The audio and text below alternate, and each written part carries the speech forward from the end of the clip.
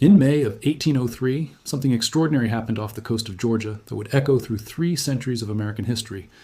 75 West African captives, knowing they faced a life of unimaginable suffering, made a choice that defied every law of slavery.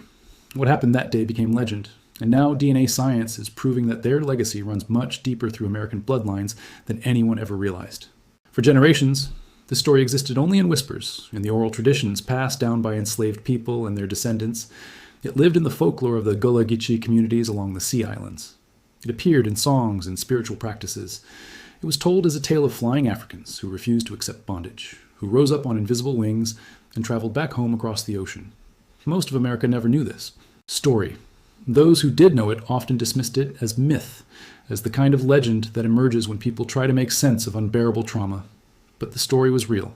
And now, in the 21st century, genetic science is revealing something extraordinary. It's proving that this legendary moment in May of 1803 connected to something far larger, something that would shape the genetic ancestry of millions of Americans for centuries to come. The people at the center of this story were the Igbo. They came from what is now southeastern Nigeria, from a region that in the early 1800s was divided into 45 to 50 independent states and kingdoms. The Igbo were not ruled by a single monarch or centralized government the way many African empires were. Instead, their societies were organized around communities, councils of elders, and intricate systems of trade and governance that gave individuals and families significant agency in their lives. They were farmers who cultivated yams and other crops with remarkable agricultural expertise. They were merchants who traded across vast distances in networks that spanned the region. They were craftspeople who created art and tools of remarkable sophistication and beauty. They were philosophers, storytellers, and spiritual leaders who preserved knowledge and meaning through oral traditions. They were warriors and builders. They were innovators and creators. They built a civilization that valued courage, industriousness, and the dignity of the individual. Igbo society emphasized personal achievement, entrepreneurship, and the ability of individuals to rise based on merit and hard work. But in the late 1700s and early 1800s, the Igbo heartland became a hunting ground for the most profitable and destructive enterprise in human history. The transatlantic slave trade had been operating for over 2 centuries by this point, and it had created a vast network of capture, transport, and sale that moved human beings from Africa to the Americas like commodities. The Igbo, precisely because they were organized into smaller independent units rather than a centralized state with a strong military, became particularly vulnerable. There was no powerful Igbo king who could resist the slave traders with organized military force. Instead, there were individual communities, some of whom were exploited by rivals. There were traders and opportunists, including other Africans, who saw the slave trade as a path to wealth and power. People were torn from their families and communities. They were chained together and forced to walk for weeks to reach the coast. Many died during this journey before they even saw the ocean. Those who survived were sold to European and American slave traders waiting at the Gulf of Guinea seaports. They were packed into the holds of ships with thousands of others in conditions that were designed only for maximum profit and minimum concern for human life. The journey across the Atlantic, known as the Middle Passage, typically lasted 3 months, though sometimes it took longer depending on weather and currents. The death rate was staggering. Estimates suggest that approximately 15% of enslaved Africans died during this voyage, though some historians argue the number was even higher. People died from disease, malnutrition, and the sheer psychological and physical trauma of the experience. The holds of these ships were essentially floating coffins, packed with human bodies in darkness, heat, and filth. Men, women, and children were chained together in positions so cramped they could barely move. Many could not stand upright. Sanitary conditions were non-existent. Disease spread rapidly. The psychological trauma of the experience was itself lethal. Many people died from despair and hopelessness. But those who survived faced something that in some ways was even more terrifying. They survived the Middle Passage only to be sold into a system of perpetual slavery in a strange land, separated from everyone they had ever known, facing a future that seemed to offer nothing but unrelenting suffering and exploitation. Yet the Igbo developed a reputation that distinguishes them in the historical record. Slave traders and plantation owners in the American South consistently noted in their journals and correspondence that the Igbo were different. They were fiercely independent. They refused to accept their condition. They were proud in ways that seemed to defy the systematic humiliation that slavery was designed to inflict. Plantation owners and slavers expressed fear of the Igbo in ways they often did not express about other groups. They noted that the Igbo were prone to resistance, to rebellion, to taking their own lives rather than submitting to slavery. This reputation for defiance and resistance became legendary in African American culture, even as the specific historical details of who the Igbo were gradually faded from public memory. This brings us to May 1803, to the moment that would become the most iconic expression of Igbo resistance in American history. A slave ship, or more precisely a small coastal vessel called the schooner York, was navigating the waters near the Georgia coast. The ship was carrying approximately 75 newly purchased Igbo captives. These people had survived the Middle Passage.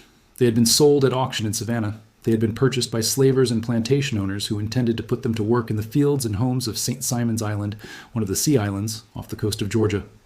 The schooner York was meant to be the final leg of their journey from Africa to bondage. But something remarkable happened during this final voyage. The Igbo captives rose up. The exact details of what happened are somewhat obscured by time and the sparse historical record, but the basic facts are confirmed by multiple accounts. The enslaved people attacked the crew of the schooner York. They overpowered their captors. Men who had held them in chains were forced into the water where they drowned. The Igbo took control of the vessel. In the confusion and conflict, several of the crew members lost their lives. The schooner York was now in the hands of the people it was meant to carry into slavery. The ship sailed toward St. Simon's Island, toward Dunbar Creek, where it would eventually run aground in the shallow waters. But as the Igbo captives realized what awaited them on the shore, they understood that their rebellion, however triumphant in the moment, faced a grim conclusion. There were men on the shore. Overseers, slavers, and armed forces were waiting. They intended to recapture the Igbo and force them into slavery. The Igbo faced a choice between recapture and an alternative that many of them chose. What happened next, according to multiple historical accounts and the oral traditions that have been preserved for over 2 centuries, was an act of collective resistance so profound that it has become the stuff of legend. The Igbo captives, many of them still wearing the iron shackles and chains that bound them together, began to move toward the waters of Dunbar Creek. They moved in unison. They sang. The song was in the Igbo language. The words that survived in the historical record translate roughly to, "The water spirit brought us. The water spirit will take us home." They walked into the creek. They chose death over slavery. They chose the water as their liberator. The exact number who died that day is uncertain, as is the exact nature of what happened to all of them. At least 10 to 13 bodies were recovered. Some were recaptured before they could enter the water and were subsequently enslaved. Others simply vanished, their fates unknown. Some might have escaped and survived in the marshes and forests of Georgia, joining free black communities or maroon settlements. But the dominant narrative that emerged was that the Igbo had walked into the water and drowned rather than accept slavery. They had chosen death as an act of freedom, as a final defiant statement that no one could enslave their spirit, no matter what happened to their body. This event came to be known as Igbo Landing. For the immediate white slavers and overseers of Georgia, it was a tragedy and an embarrassment. They had lost valuable property. They had failed to secure their captives. But for the enslaved and free black communities of the Sea Islands and beyond, Igbo Landing became something entirely different. It became a story of ultimate resistance. It became proof that Africans, that the Igbo specifically, possessed an unbreakable commitment to freedom. It became a story that was told and retold, modified and reimagined, until it transformed into something that transcended mere historical fact. In the oral traditions of the Gullah Geechee people and other African American communities, the Igbo who walked into the water did not drown. They flew. According to the folklore, they transformed into birds. They rose up on invisible wings and flew back across the ocean to Africa. They refused to be brought into slavery not just through rebellion, but through a kind of supernatural resistance, a spiritual reclamation that acknowledged the power of slavery but denied slavery the power to truly capture their essence. The image of flying Africans, of people who chose spiritual liberation over physical captivity, became one of the most powerful and enduring symbols in African American culture. This flying African motif would appear and reappear in African American literature, music, and spiritual practice for the next 2 centuries. Toni Morrison would write about flying Africans in her novels, drawing directly on this tradition and on the Igbo Landing story. Beyoncé would reference this moment in her art, connecting contemporary African American identity to this historical act of resistance. The phrase, "The water spirit will take us home," would echo through spirituals and folk songs. The story of Igbo Landing would be preserved in the oral histories of Sea Island communities, told and retold, so that each generation would understand what the Igbo had done and why it mattered. But this is where history intersects with science in a way that brings new dimensions to the story. Some of the Igbo captives who arrived on the schooner York did survive. Not all of the 75 walked into Dunbar Creek. Some were captured before they could. Some managed to escape and lived to have children.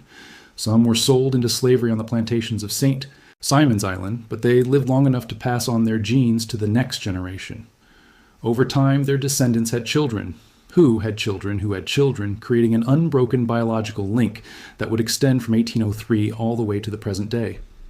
The Igbo blood, the Igbo genetic material, persisted even as everything else about their identity, their language, their culture, their connection to Igbo land was systematically erased. For over 2 centuries, the descendants of the Igbo captives had no way of knowing their specific African heritage. Slavery and its aftermath created what genealogists call the brick wall. For millions of African Americans, the trail of documented ancestry simply stops at the point of enslavement. There are no birth certificates because enslaved people were not officially registered. There are no family records because slavers intentionally kept genealogical information to a minimum. There is no way to trace back through traditional genealogical research to discover who your African ancestors were or where they came from. Entire family histories were erased. Entire cultures were deliberately cut off. This is where the story takes a remarkable turn into the modern era. In the late 20th and early 21st centuries, genetic science began to revolutionize what was possible in ancestry research. DNA testing companies emerged that could analyze a person's genetic material and compare it against reference databases to determine ethnic and geographic ancestry. Initially, these reference databases were limited. They contained primarily European genetic information because the early customers of genetic testing were mostly European Americans. African ancestry data was sparse, often inaccurate, and not sufficiently detailed to be truly useful. But in the early 2010s, something changed. Consumer genetics companies, particularly 23andMe, developed what they called the African Ancestry Project. They offered free or reduced cost DNA testing to people with 4 grandparents from sub-Saharan African countries. These countries included Nigeria, Ghana, Senegal, Benin, Angola, and others that had been major departure points for the transatlantic slave trade. The purpose was to build a large, diverse reference database of people with documented African ancestry, people actually born and raised in Africa. If researchers could collect DNA from thousands of Africans with known ethnic and regional backgrounds, then that data could be used to help African Americans identify their specific ancestral origins with much greater accuracy. The results exceeded expectations. As this African reference database grew larger and more diverse, African Americans who submitted their DNA for testing began to receive results that were far more specific than they had been before. Instead of simply being told they had West African ancestry, they could now be told they had Nigerian ancestry, or more specifically, Yoruba or Igbo ancestry. Even more remarkably, the DNA matching technology began to connect African Americans with actual people living in Africa. A woman in Atlanta who had always wondered where her family came from could suddenly see that she had a genetic match with a person in Nigeria, a person with whom she shared a common ancestor from several generations back. The separated families of the diaspora were finding each other across the Atlantic. Within these DNA connections, a striking pattern began to emerge. Nigeria appeared far more frequently than researchers initially expected, and within Nigeria, the Igbo ethnic group appeared with striking regularity. When genealogists began collecting and analyzing data from hundreds of African Americans, they found that a very significant percentage traced back to Nigeria, and many of those traced specifically to Igbo ancestry. The Igbo, despite being erased from mainstream American historical consciousness, had left an indelible genetic mark on African American ancestry. The Igbo, in genetic terms, had become one of the most well-represented African ethnic groups among African Americans. By November 2025, the genetic ancestry revolution reached a new milestone. 23andMe announced the release of more than 250 high-resolution genetic groups across Africa. This was a tenfold increase from their previous number of identified African genetic groups. Within Nigeria alone, they identified 57 distinct genetic groups. For the first time, African Americans could receive genetic ancestry results that did not simply identify them as Nigerian or even Igbo, but could potentially place them within specific regional populations, or even specific communities within Igbo country. Over 80% of Black and African American customers using the latest genetic technology reported seeing matches to one or more of these high-resolution African genetic groups. The significance of this development cannot be overstated.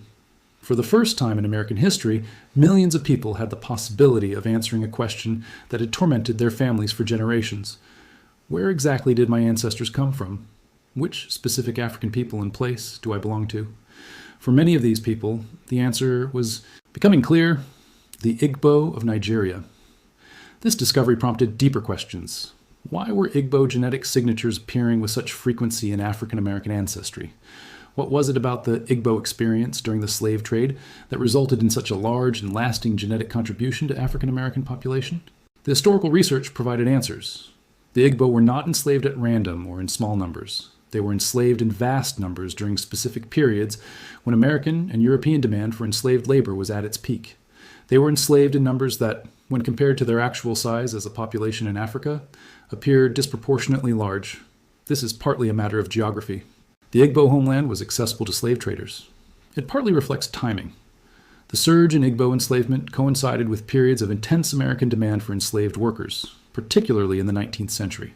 It also reflects political and social factors.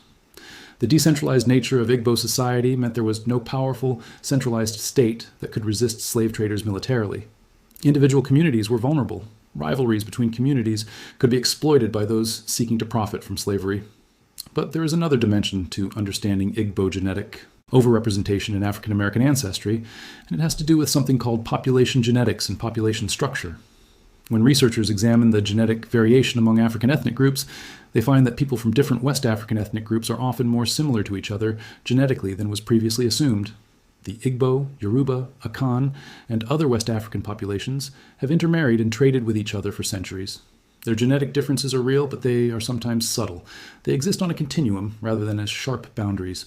When genetic testing companies assign an individual African American to the Igbo ethnic group, they are performing a statistical analysis. They are comparing segments of that person's DNA to a reference database of people known to be of Igbo ancestry. If the match is strongest to the Igbo reference group, then Igbo ancestry is assigned. Nonetheless, what is emerging from all of this genetic research is a clear narrative. The Igbo left a genetic mark on African American ancestry that was not previously understood or recognized, and this genetic mark connects to a historical reality. The Igbo were enslaved, transported to America, and forced into bondage in numbers large enough that their genetic material persisted through the generations. Some survived slavery, some had children, some of those children survived to reproductive age, some passed on their genes to the next generation. Over 2 centuries of reproduction, the genetic signal of the Igbo survived and persisted in the African American population, even as the cultural and historical connection to Igbo identity was nearly completely severed. But the emerging Igbo narrative extends far beyond genetics. Alongside the DNA discoveries, something else has been happening. African Americans who discover Igbo ancestry through genetic testing are not simply receiving a genetic report and moving on. They are embarking on journeys of cultural discovery and reconnection. They are learning about Igbo language, history, philosophy, and contemporary culture. They are discovering that elements of African American culture, elements they had always assumed were generically African American, actually have deep roots in specific Igbo traditions.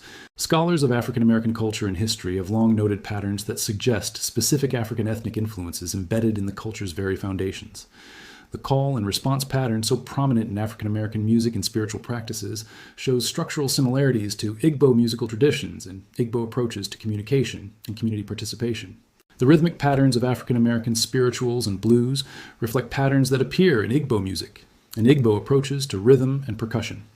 The structure of African American English, the syntax and grammatical patterns, the way sentences are constructed and meaning is conveyed, shows influences from Igbo and other Niger-Congo languages. The organizational structures that African Americans built to survive slavery, the ways in which communities functioned and made decisions, show direct resonances with Igbo approaches to governance and community life and collective decision-making. The values that became central to African American culture, the emphasis on dignity, on resistance to oppression, on the importance of individual agency and voice and personal achievement, align remarkably closely with foundational Igbo cultural values and Igbo philosophy. All of this was always present in African American culture, but for centuries, it was not explicitly recognized as Igbo. It was classified as generically African, or simply African American. The genetic discoveries are now providing a framework for understanding these connections more specifically.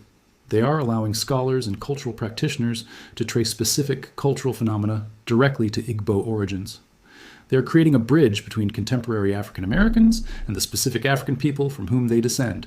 Some of the most remarkable aspects of this reconnection are happening not in laboratories but in human encounters. African Americans who have discovered Igbo ancestry through DNA testing are increasingly traveling to Nigeria. They are meeting actual Igbo people, including distant genetic relatives.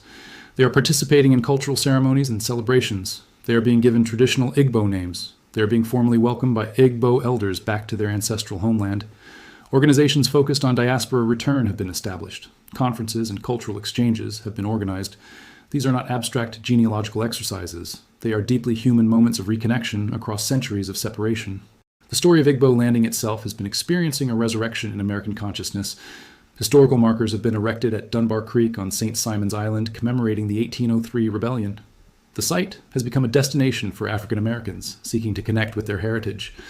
Historians and archaeologists have been conducting research at the site, trying to uncover more details about what happened that day. Descendants of the communities that lived through slavery on St. Simon's Island have been sharing their oral histories and knowledge. The flying African stories that were passed down through families have been documented and studied. Academic conferences have been devoted to understanding the meaning and significance of Igbo Landing. What is striking about this moment is how technology and history, science and culture are converging. A young African American person in any city in America can submit a DNA sample to a genetic testing company. Weeks later, they might receive a result indicating Igbo ancestry. They can then turn to books and articles about Igbo history and culture. They can watch documentaries about Igbo Landing and St. Simon's Island. They can find online communities of other African Americans with Igbo ancestry. They can connect with genetic cousins. If they have the means and desire, they can travel to Nigeria and visit Igbo land. They can meet actual Igbo people and establish real relationships. All of this would have been impossible just 20 or 30 years ago. But the significance of this moment extends beyond individual stories of reconnection. It is reshaping how we understand African American history and culture more broadly. Scholars are now asking new questions. How much of African American culture is specifically attributable to Igbo influences versus influences from other African ethnic groups? What would African American history look like if we centered the Igbo experience and perspective? How did the particular characteristics of the Igbo people, their reputation for independence and resistance, shape African American values and culture? How did the trauma of the Igbo being enslaved and separated from their homeland express itself in the African American experience? What would it mean to recognize the Igbo as a foundational element of African American civilization? These questions lead to a deeper and more sophisticated understanding of African American resilience and cultural creativity. The Igbo people, who were forcibly brought to America, did not simply survive. They adapted. They preserved elements of their culture. They influenced the culture they found themselves in, and they passed down to their descendants' values, practices, and ways of being that endured for centuries. The resistance that characterized the Igbo as a people, whether expressed in the dramatic moment of Igbo Landing or in countless smaller acts of resistance on plantations and in communities, became embedded in African American culture itself. The Igbo commitment to freedom, to dignity, to resistance against oppression, to the idea that your spirit and your humanity cannot be enslaved even if your body is, these became central to African American values and African American spirituality. In this sense, the Igbo legacy is not something external to African American history. It is not an influence from the outside. It is foundational to what African American culture is. It is embedded in the very DNA of African American identity, both literally and figuratively. The DNA revelations are thus much more than a technical achievement or a genealogical convenience or scientific curiosity. They are a powerful tool for social and cultural justice and healing. They are a way of restoring names to the nameless, placing to the displaced, and history to people whose history was deliberately erased and forgotten. For millions of African Americans, the discovery of Igbo ancestry can be deeply transformative and profound. It can provide a sense of rootedness and connection to something ancient and powerful. It can open windows into a civilization of extraordinary complexity, sophistication, and beauty. It can counter the false narratives that have often portrayed African people as primitive or backward and replace those narratives with evidence of organized societies, innovative cultures, and people of remarkable courage and dignity. The hidden American legacy of the Igbo people is hidden no longer. The science has made it visible.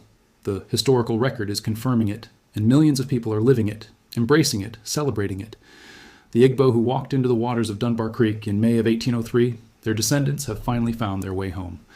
Not physically across the waters in the way those ancestors dreamed, but home nonetheless, into the consciousness and identity of millions of African Americans who can now say with certainty, I am Igbo.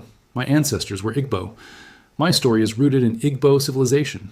My culture carries the imprint of Igbo values and Igbo traditions. My very identity is connected to a people and a place that survived the attempted erasure of slavery. The Igbo legacy, which seemed lost forever, has been recovered. And in that recovery lies the possibility of healing, reconnection, and a more truthful understanding of what it means to be African American.